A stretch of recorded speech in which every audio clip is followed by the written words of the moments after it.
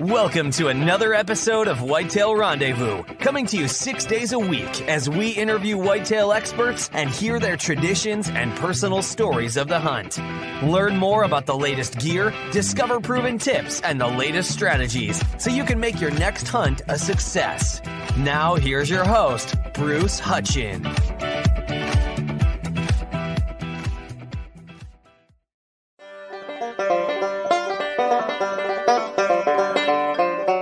This is another episode of Whitetail Rendezvous. This is your host, and I have Mark D'Ambrosio. And Mark's a special guy. Why? Because he served our country as a sniper, and he did things that other people will never have to be called to do. And I want to thank you for that, Mark. And also, he's the long-range shooter instructor at Brandon Rock Canyon Ranch. Is that right, Mark?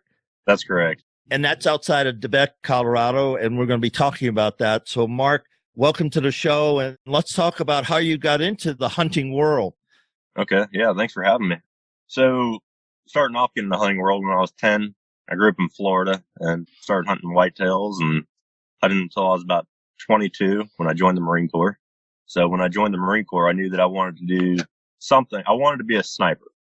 I knew that I wanted to be a reconnaissance Marine, so I went straight into reconnaissance. And by that, I mean, I was given a chance to try out. I had trained for 2 years prior. So I gained about 40 pounds in weight and got good at rucking around with a lot of weight on my back. So when I joined, I made it into the reconnaissance battalions. And then I went to scout sniper school shortly thereafter.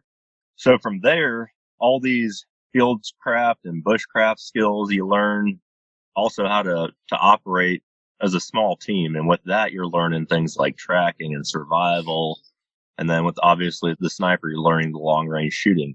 But more importantly, you're learning skills like stalking and fieldcraft and things that are kind of a dying skill set nowadays, I'd say. Just fewer and fewer people have these skill sets. So I love doing that type of mission. I loved going out and being a sniper.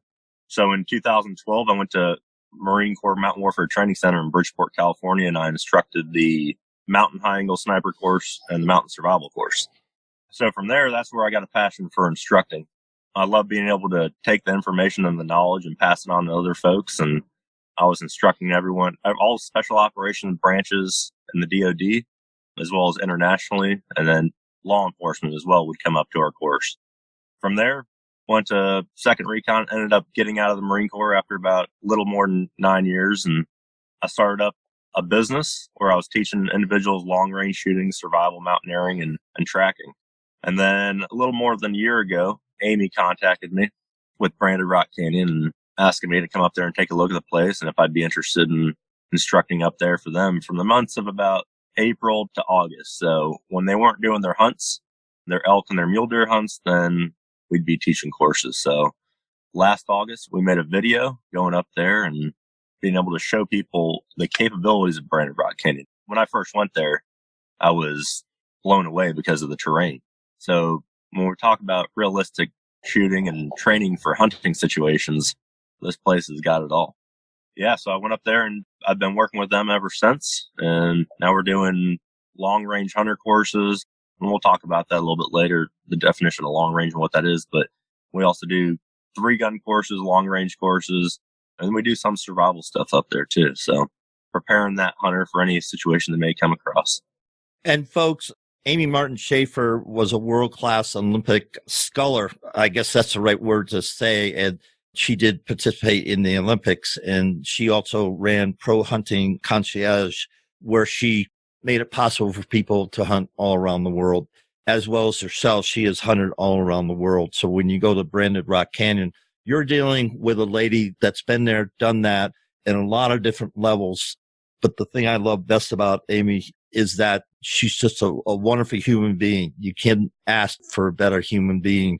And I wish her all success at Brandon Rock Canyon, because I've been there when it was Kessler Canyon, and I've been on the grounds, and it's a world-class 5-star facility. And I'm sure Mark would agree to that. So Amy has a shout out for you. Yeah. Yeah. That's a free one. Impressive. I went to Shoot Show with them this year and talk about knowing absolutely everyone in the hunting world. She knows them. So she's awesome. And you're right. Her personality and who she is as a person, her and her husband, Dan, both just amazing people. So it's a lot of fun going up there and working with people of this quality. So Did you meet Brian at the sheep show? I did meet Brian. I spent about 30 minutes talking to him, and it's funny because we were both so busy, but we couldn't stop talking about guns and shooting, and it was awesome.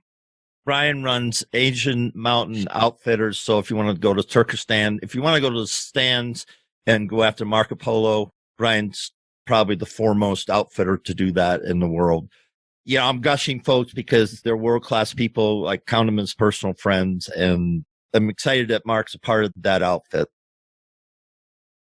Let's turn it back to you, Mark. And you told me in the warm-up that you started hunting whitetails down in Florida at 10 years old. So let's talk about the lessons learned there as it's turned out into, a career path for you. Yeah, so hunting whitetails in Florida, a little bit different than hunting whitetails in some of the other spots of the country. But as far as distance shooting, your average shots were about, anything from 50 to 150 meters or yards. Let's talk yards. Sorry, I'm all used to talking meters, but 175 yards, that's a long way when we're talking about shooting sometimes. And back in Florida, if you're shooting 200 yards, 300 yards, that's an accomplishment. So I grew up with that mindset that 300 yards is a long ways away. And then I joined the military, and now we're shooting 500 yards with open sights. And, I'm using an optic shooting out to 300 yards. Now I'm shooting 500 yards with open sights when I first joined. And then we moved to the RCO and stuff like that. And obviously it enhances your ability to shoot further using optics. So when I went through sniper school, we were using a 3 to 12 power optic. And now we're pushing out to 1,000 meters. So about 1,100 yards. But so growing up in Florida, I was hunting whitetail. I would call it close ranges, anything where you don't really have to do a holdover depending on what caliber you're shooting, but you don't have to do a holdover on your target in order to hit it. It's pretty close range. So when we start pushing out past that, where we have to know what we have to do to our turrets on our scope, or where we have to hold with our reticle, then that's when we start talking, okay, we're pushing into the medium range distances and into long range. So got into that by hunting whitetail. When I moved to Bridgeport, California to instruct the high angle course, I started hunting a lot of mule deer in the Sierra Nevadas. And that's when the game definitely, for my hunting world, changed, because I went from maybe a power line in Florida that you can get out to 200-300 meters to you could be hunting from ridgeline to ridgeline, or from on top of a ridge down into a draw. And we're talking now it's 400, 500, 600 yards. And that's a big difference when you're talking about on a moving animal and depending on what size animal you're shooting. So yeah, it is. And I'm thinking back in the whitetail world, folks, you might be thinking, why is Bruce having a long range person on the show? One, because long range shooting it's a thing that people are doing. Best of the West builds guns. There's many of gun makers that are on TV today making 1,000-yard shots. And some of these shots are set up and all the person does is pull the trigger. They build the gun, they build the rounds, they set the trigger, they do everything for the gun, and then they set up the gun and shoot. So there's a lot of different information about long range shooting. So that's why I was excited to have Mark on. And just a side thing for Mark, he was at Banner Rock Canyon and he jumped in the pond. When was that? When did you do that? That was actually, I think it was last week. Yeah, last week. So in the middle of winter, it's below 32 degrees. He's got a full pack on and he's doing some survival skills. And so I looked at that. And I said, I got to talk to this guy because one, it's crazy to do that. If you've ever fallen through the ice, unfortunately, I did that once and I'm still alive. So it worked out just fine. But those are skills, and we're going to talk about that later in the show, that you need to know, because if you're in the backcountry and you're up against it, there's some things that you need to have the skill sets to get out of, a death threatening type of thing. But again, I was motivated to get a hold of Mark. We did, and we get him now on the show. So Mark, let's go to the definition of long range shooting in your mind. Yeah. So when we're talking long range, it's different in which category we're shooting in. So if we're shooting competition, long range is different than if we're in the hunting world. If we're shooting a law enforcement, right? If we're a law enforcement sniper versus a military sniper, long range is extremely different because with law enforcement, I have to hit this person in an immediate incapacitation area. With military, I need to pretty much stop the threat, or I don't have as many parameters around where I have to hit. If I hit somebody in a military situation with a round, that's going to put them out of the fight more than likely. It's going to make them less effective. Law enforcement, that's not a thing. So when we start talking about in the hunting world, long range hunting, I would compare it more to the law enforcement long range side, whereas you have to be more precise and more accurate. And you don't have the ability to hit this animal outside of the kill zone. So with that being said, we've advanced in technology with laser rangefinders, with knowing the exact distance, with our optics and our guns, and the ability to fire a rifle right off the rack and shoot 1,000 meters or 1,000 yards or 1,200, 1,500 yards, depending on what caliber you're getting. And long range is just not that simple. So we can't go out there with the mindset that we're going to be able to go out there and shoot we'll say on a mule deer, we'll say we're not going to go out there and shoot a 10-inch plate at 1,000 yards every single time, knowing that, we'll say we know that we're going to hit it inside that 10 inches. We can't say that for sure. If we have 8 to 10 gusting mile an hour wind, we're in a canyon, terrain features, et cetera, long range may now be 600 yards. And 1,000 yards is now just out of the question because you're not certain you're going to be able to hit in there. Because at the end of the day, if we're shooting and we can't get a first round impact on an animal in the kill zone, then we failed because now we're just shooting and we're injuring animals. So long range depends on the conditions. It depends on the caliber selection. It depends on your skills as a shooter, not only on being able to pull that trigger, but now being able to call wind. So long range may be in perfect situations. If you're down in a draw in the morning time, there's very little wind and you have the ability to shoot in the similar terrain. You're not shooting across a canyon, but you can read wind off the ground based off a mirage or the plant life that's going on. Then long range, you may be able to take a 1,000-yard shot. But if, say, we're up on this ridge line now, right, and it's middle of the afternoon, it's getting late towards the evening, the winds are shifting, I can only feel the wind at my position. I look down across this canyon to the other finger that we're shooting onto, and the animal's on another finger. If we're shooting from ridge line to ridge line, from finger to finger, and I can't read wind in the middle, that's a risky shot. So I've seen a lot of shots on YouTube that, kind of concern me where guys are having these nice expensive guns built and they have the ability to shoot that far, yet their shots don't hit the first time. They correct it and then they hit the animal in the second shot.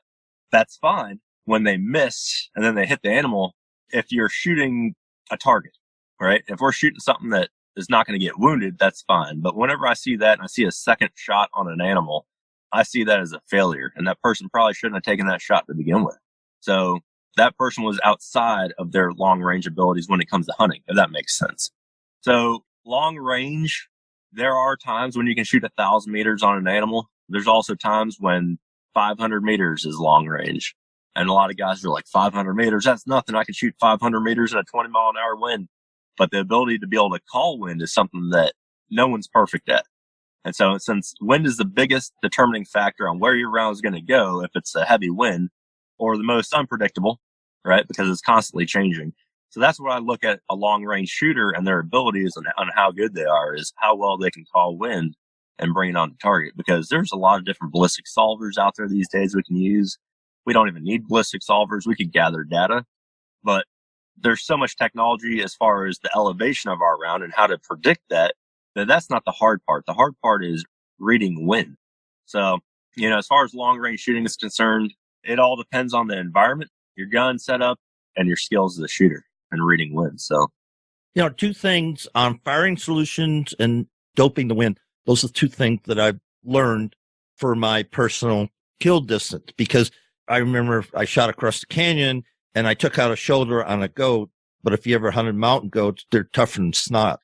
I mean, his shoulder was gone, yet he's still walking away. And I hit him again and he went down and then we got him. But I was just thinking of just saying, so my first shot was actually a failure. He was at 440 yards across the canyon and it was quiet wind and everything. But I had exceeded, I was shooting a Nosler 165 bullet at 2,800 feet per second, blah, blah, blah. And I thought I had the ballistics all ranged in, but I was off. I was just off, and I wasn't using a ballistic scope. So I couldn't click it in. So I had to do some holdover in my own mind just because of the distance. And I was thinking of that. So I hit him. And yes, would he have died? Yes, there's no question about it. But I like to put things down. And the thing I wanted to bring out about long range shooting, it's your responsibility when you pull the trigger to ethically put that game down with one shot or don't take the shot. That's my whole axiom on long distance shooting. And that's a common misconception out there. When people hear me say I like long range hunting, they think that I'm out there shooting past distances that are unethical. And that's not the case at all. The fact of the matter is you got to be able to determine what long range is that day for your capabilities. And you got to be humble enough to be able to stop and say, no, I can't take this shot, or yes, I can. So let's get back to my adjective. Is dope in the wind, is that a correct statement, or is that something holdover from years gone by? I wouldn't say doping the wind. I guess you could, but dope stands for data of previous engagement. So you're learning from each and every shot. So I wouldn't say doping the wind, but yeah, I just say reading the wind, and then dialing for wind is what a lot of people will say. Let's talk about that, because in the warm-up, I talked about being situations on the farm I hunt every fall. I can take up to 300-yard shots, and it's across the valley. And I found that in the morning, I'm a lot more effective, or I'm a lot more confident than I am one in the afternoon. If I'm an all-day sit, it's gun season, and I'm shooting does as they're coming off the farm across the pastures, and there's a valley between us. And so, I'm confident until the wind comes up. Then I get a little edgy because I have missed deer. I've flat out missed them. I'm going, what the heck am I missing? Getting good at long range shooting, really, you're getting good at calling wind. So pulling the trigger, anybody can pretty much get behind the gun, learn how to pull the trigger. We'll say we're shooting a flat terrain in Florida, and we're shooting out to 1,000 meters. Say we got a power line, and we're shooting out to 1,000 meters, because normally you can't shoot out that far in a place like Florida, but we're shooting down power lines, and we need to make multiple wind calls. So depending on if we have roads cutting across the flight of our projectile, or maybe we've got some open tree lines in between, we've got to be able to read the wind and what it's doing from yourself, and then not only at your position, at the target, but also in between. And depending on how far out you're shooting, depends on how many different wind calls you're going to have to make. But you have to pretty much add and subtract and do the math to be able to come up with a wind call that's going to work for that range with all the multiple different winds going on. Now, if we can look on a flat range and we can tell that the wind is going to do something specific at each 0 to 300, 300 to 700, and 700 to 1,000, we can account for that, and that's easy. You take that same shooter and you put him up in the mountains, and now we're shooting from one ridge line to the next ridge line, or one ridge line, we'll say, down into a draw. You're able to read the wind at yourself, and you're able to read the wind at the target, but you're not able to read the wind in between, unless you have a terrain feature in between. So I'm shooting from the ridge top, and the bull or the cow, it doesn't matter what it is, the animal is down in the bottom of the canyon, and he doesn't know that I'm there, so he's calm, not all spooked or anything. So he's a calmed animal, and that's one thing that I've found. I don't want to shoot 300, 400 yards at a disturbed animal, certainly not a moving animal. But if they're not right, if they're not just calm and just hanging out, then I don't want to shoot at them. That's personal. Other people go, well, you can do that. But what's your thought on that before we go to the actual setup? Yeah, a calm animal is a more predictable animal. So when we start talking about taking a long range shot on an animal that we don't know whether or not he's going to take one step forward or turn around or swing his head in the wrong direction, and now we may be having a round hit somewhere in the face, I totally agree. So I think when we're talking about shooting at these ranges at past 400 or 500 yards, most of them are pretty calm, unless you were really heinous getting them into position. At that kind of range, you'd have to really be lacking all stalking skills and field skills and slow movement and camouflage in order to really spook that animal. Even in winds, with the winds and your scent pushing down to the animal, that's pretty far away for them to really get spooked pretty quick. let's go back. I'm on a ridge. There's a bull elk down at the bottom, and it's a pretty steep, it's 800 yards and it's downhill. What do you consider a steep angle for shooting? High angle is anything above, technically, I think high angle is anything above 45 degrees or 30 degrees. So high angle is anything above 30 degrees. In reality, let's go there. So it's a bull elk, 800 yards, high angle, and then you can throw in the variables. Okay, so if we're taking a shot and we're taking a 30-degree angle shot down to 800 yards on a bull elk, then that means that, well, honestly, that's a pretty steep shot, so we may be able to actually read the wind. But say we're taking a 17-degree angle shot on a bull elk at 800 yards. For reading wind, this is what we're talking about. So I've got to be able to take the terrain into consideration. So I have to be able to know how wind moves across terrain features. And wind moves a lot like water moves if we think of it like that. So I have to be able to know, hey, what does wind do in the morning? What does wind do in the evening? So you got your anabatic winds in the morning that, they're coming uphill. You got your katabatic winds in the evening that are going downhill. These sorts of things are things we have to take into consideration because we can kind of assume that this is what's happening. But then I have to be able to know what that actually means because people hear anabatic and katabatic winds. They don't realize that that's on a major terrain feature, and you may not be placed on a major terrain feature. So when reading wind for this particular bull elk that's that far away, I've got to be able to take that into consideration. Hey, is it 4 miles an hour gusting 6?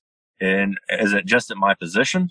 Is it doing the same thing down there at the target? If it's doing the same thing at the target and my position, then I'm pretty comfortable making a shot like that. But I also have to take into consideration the flight path of my bullet. And where my bullet's going is not where I'm able to read wind usually. It's not on an 800-yard target.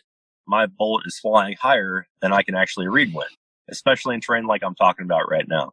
So the higher we go, usually we'll notice that the wind starts picking up a little bit because there's not as many terrain features blocking it, but that all depends. So if we're taking a shot on an 800-yard elk, we've got a 20-inch kill diameter on this animal and 17 degrees. So we're reading the wind at our position. We're reading the wind at the target. We're looking in between. And if we can, and we have a hillside off to the left or the right, and we can read wind off the top of that hillside, maybe this is where our projectile is flying, right? Then I'll look all the way to the right and I'll read that wind. And you're taking as many of these considerations into play. Now, if it's in the morning and we've got some heavy winds, 800 yards, we may not be able to make that shot in this specific situation. So we may, hey, let's go ahead and move over from this ridge line, come down, get to within about 500, and then take the shot. That's well within reason. But if we were taking that 30-degree angle shot like you were talking about earlier, now that's when we start talking about, hey, I can actually read the wind a little bit easier because of what's coming off the slopes and how close I am to this slope specifically. So I may have some brush that I can read the wind off of.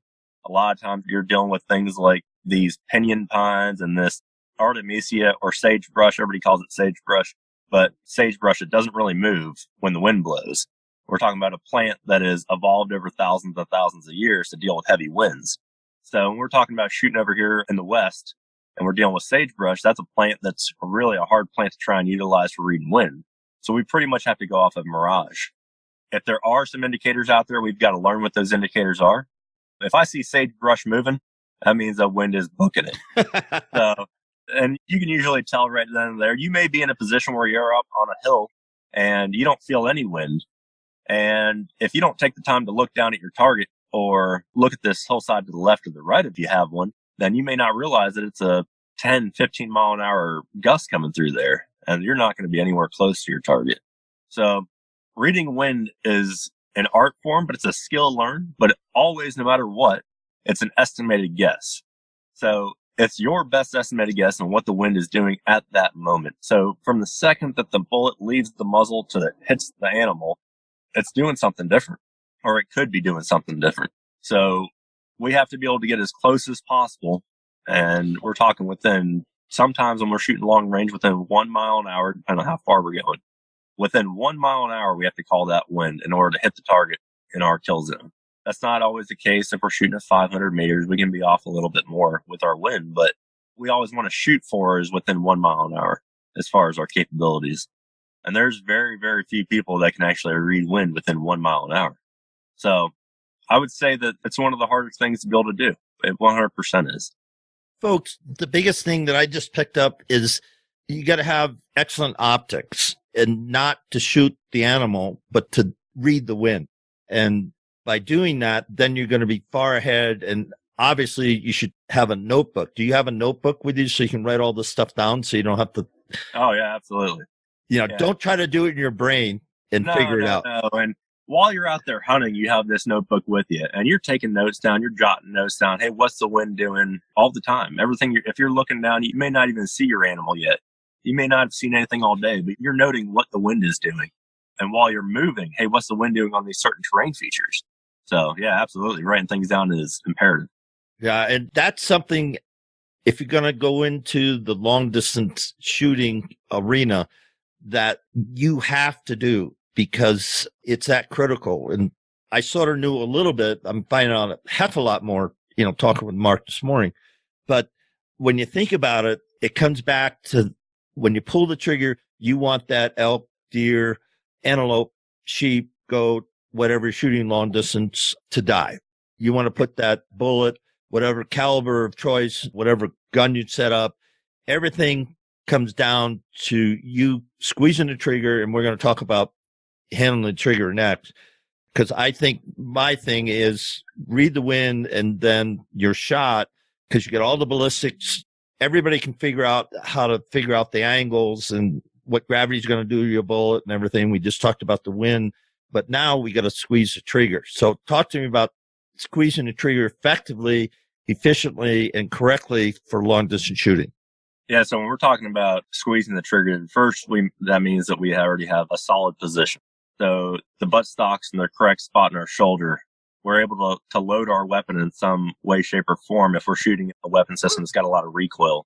So we'll say our position is solid and we have a great position. Our head's on the gun the same way each and every time. There's a checklist going from the muzzle of your weapon system to your feet, pretty much, where you're checking absolutely everything. And we're not going to hit on that because that would take a little bit too long. So you go through that checklist and you're like, everything's good. My cant, my elevation, my turret, it's come down to you pulling that trigger. So we thinking about, okay, well, we got to concentrate on our breathing. We got to get our heart rate to where it's not jumping all around. So we want to be relaxed. We want to be as relaxed as possible. We want to have bone support in our position, and muscular relaxation is what they call it. So when it comes to pulling the trigger, and we put our pad on that trigger and we're pulling it to the rear, that reticle should be exactly where we want it. And by the time that I pull the trigger and it breaks, I have follow through. And with follow through, I mean, I pull the trigger and I hold it to the rear. I'm not slapping the trigger.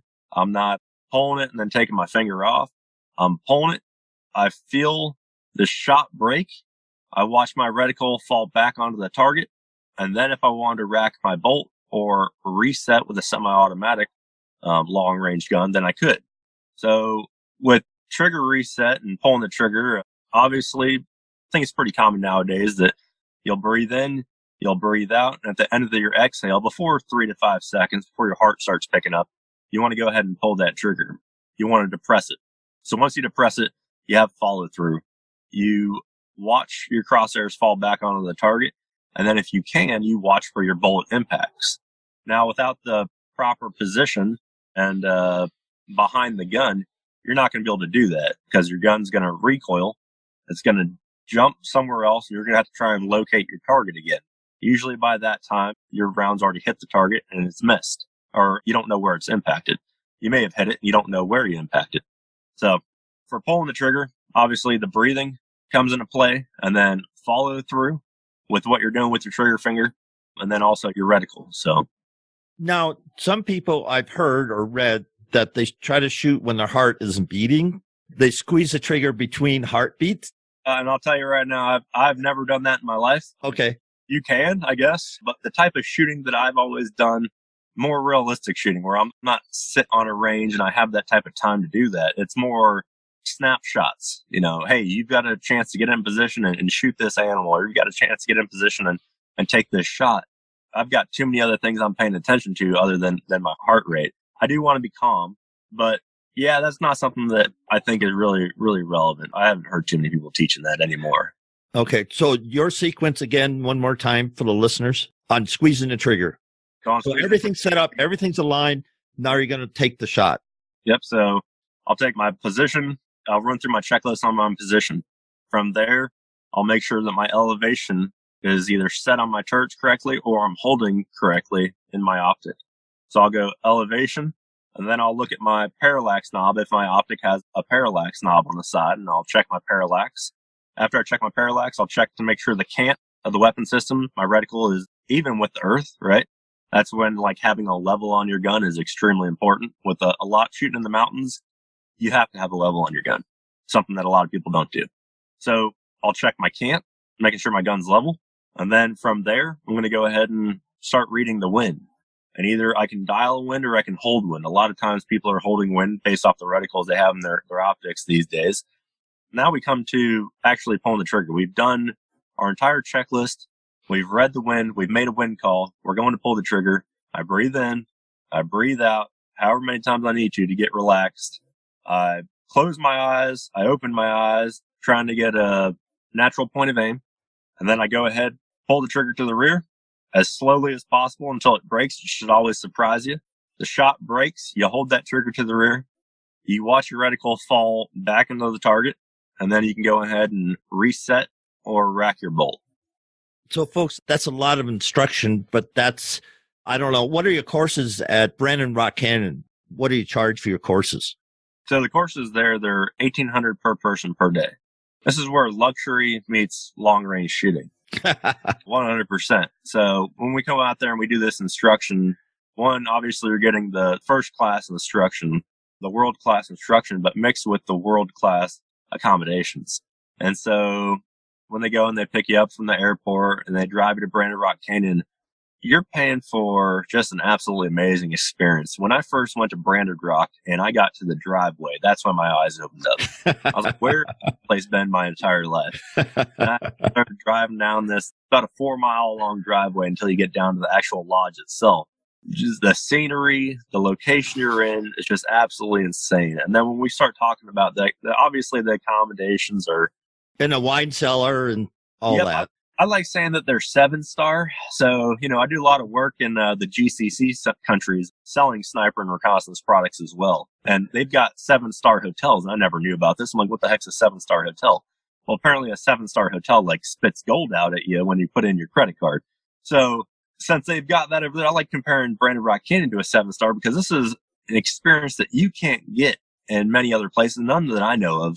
You just can't get this type of luxury with the terrain and the views and the shooting that we're doing. So it's one thing to be able to take a shooting course on a flat range. It's another thing to be able to take a shooting course in the terrain that mimics what you'll actually be hunting in. And so when we're doing that, we're actually learning, hey, our positions are huge. Are we shooting up? Are we shooting down? And then all the animals out there, they've got about every single animal around the world, life-size AR 500 half-inch thick steel targets. And what I love about it is most of them, they have the flapper plates for the kill zone. So then I can say, hey, 100%, if that flapper plate didn't move, then that was a fail. So going up there and shooting from the terrain that you'll actually be shooting from on targets that are realistic in nature. We've got robotic 3D targets that, we'll bring out there. So targets that are actually moving. So now we have a 10-inch plate that may be at a light walk moving towards us, which is realistic, or maybe moving away from us. So either way. So the reality behind the training is really what sets it apart. But yeah, so that's where we start getting into the $1,800 per person per day. And it's more of an exclusive branch. But for the training courses, if anybody wants to come and attend the training, they can. Once they get to know you and everything, and you want to go out there and you want to do a hunt, that's how they get to know you. And that's how you get into doing the elk hunts out there. How does somebody get a hold of Brandon Rock Canyon? You can just look up their website online, BrandonRockCanyon.com. They're on Instagram at Brandon Rock Canyon. So either one of those methods will work. They could follow my Instagram, which is IMS Sniper Cadre. And all my stuff is linked to Brandon Rock Canyon as well. Since I've been at the facility when it was Brandon under a different name, the accommodations and food, shelter, and everything that you have, it's worth more than $500 a day, any place in the world. Yeah, it is. They bring in a 5-star chef that's just absolutely amazing. Yeah. So I guess the point I'm trying to make here, Mark, before we close is that, okay, if you look at any long distance shooting course, they may be in the marketplace today. What are they? $500 to $1,000 a day. Yeah. Other shooting courses. Yeah. I think that's about right. And hey, anybody, correct me if I'm wrong. Just reach out to me at whitetailrendezvous@gmail.com and say, Bruce, no, I can go to Utah and spend $1,000 for 3 days, but you're not going to have the accommodation. I guarantee you that. I do courses through my own business and they're cheap. We're talking like $250 per person per day. And I'm telling you right now, like, you don't get anywhere near the experience that you get when you shoot it out at Branded Rock Canyon. I don't have the terrain that they have out there. I don't have the targetry that they have out there. There's courses out there that are extremely, extremely cheap, and you can tell the difference immediately. So this is more for a person that wants to go and do a shooting course and maybe take themselves or their family or their wives, and they want to be taken care of while they're there. They don't want to have any worries. They don't want to have to find accommodations that are going to meet their standards, and they don't want to have to find accommodations that are going to have food that are going to meet their standards. So there's zero issues with that there. Yeah. Right. And the closest airport is Grand Junction. I think it's 70, 80 miles away. No, it's not bad. It's about an hour trip from Grand Junction to. Okay. So it's 60 miles. It's 60 miles. Yep. Mark, thank you so much. And I want to get back. I want to have you back. Will you commit to coming back again? Yeah, absolutely, man. I had a great time. Because I want to talk about canting, because it took me a while, and I've been fortunate to hunt a lot, and it took me a while to figure out that I have to have a level on my gun or I'm going to miss shots, in the mountains. And I'm not talking anything over 400 yards. It's that critical. And canting is something that a lot of people don't think about, but I think it impacts any shot you make with a rifle. Your thoughts on that? We'll close. Yeah. For 5 degrees of cant, I talk in mils. So the guys out there that know mils, for every 5 degrees you have in your weapon system of cant, you're going to miss the target by about 0.1 mils for every 100 meters. And it's going to be in that direction and low. So that's huge. 5 degrees is nothing. When you start talking about 2.5 degrees, if I'm looking at a target at 1,000 meters, 2.5 degrees, that means I'm going to miss it by 0.5 mils. And the common, we'll say 20 inches wide is about 0.4 mils wide. I don't know the exact math. About 1,000 meters, about 0.4 mils wide. So if I'm missing off by 0.5 just from a 2.5 degree cant, that's huge. You're not going to hit an elk. No, you'll miss. You'll miss every time. So with that, I'm excited to have Mark back because we're going to go from muzzle to the butt of the stock. And that's what we're going to talk about the next show. But I've got another show coming up. And so, Mark, this has been great. Hey, say hi to Amy and tell her I'll be giving her a call because I need to get up there and do a Facebook Live promo for him. All right, will do. Thanks again for having me on. Thanks for joining us. Be sure to tune in tomorrow for another episode of Whitetail Rendezvous, where you can listen and learn from the experts so you can be more successful on your next hunt. Until next time, listen, learn, and succeed.